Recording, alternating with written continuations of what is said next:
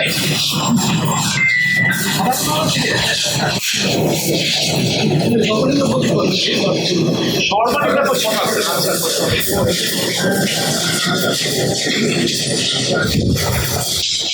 চিন্তা করছি আগামীতে এই বই মেলাগুলো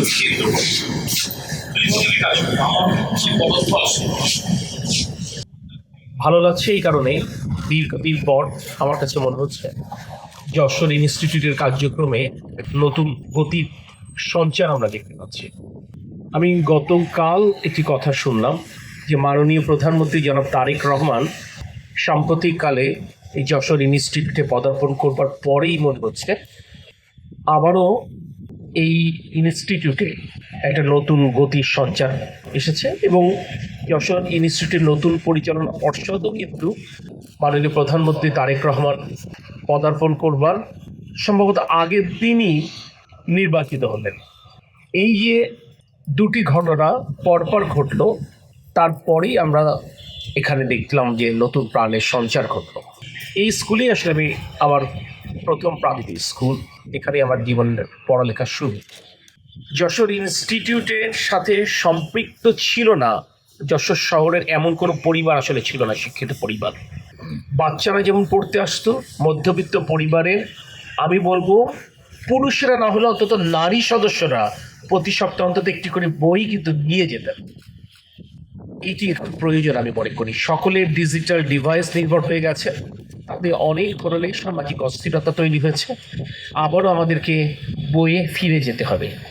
বাচ্চাদের মধ্যে যদি এই পাঠাভ্যাসটা আবার শুরু করা যায়, এটা একটা ইতিবাচক প্রভাব আমরা জীবনের সর্বক্ষেত্রে দেখতে পারব।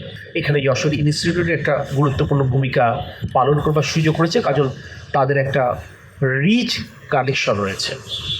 আমি মনে করি এই উদ্যোগটি ভালো এবং শুভ, কিন্তু উদ্যোগটা আমরা আবার নিলাম, উদ্যোগটা যেন ধারাবাহিকভাবে চলে সে ব্যাপারে আপনারা উদ্যোগী হবেন।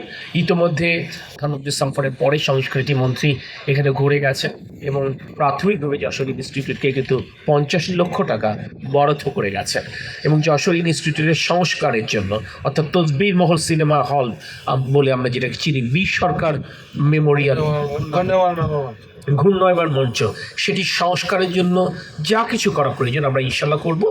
এইখানকার মাঠ সংস্কার বলেন, আমরা এই যে এটার কি টাউন ক্লাব জনায়ত বলতে যে আমরা যারা চিনি, এটা সংস্কারের জন্য ইনস্টিটিউটের সাধারণ সম্পাদকের সাথে আমাদের কথা হচ্ছে।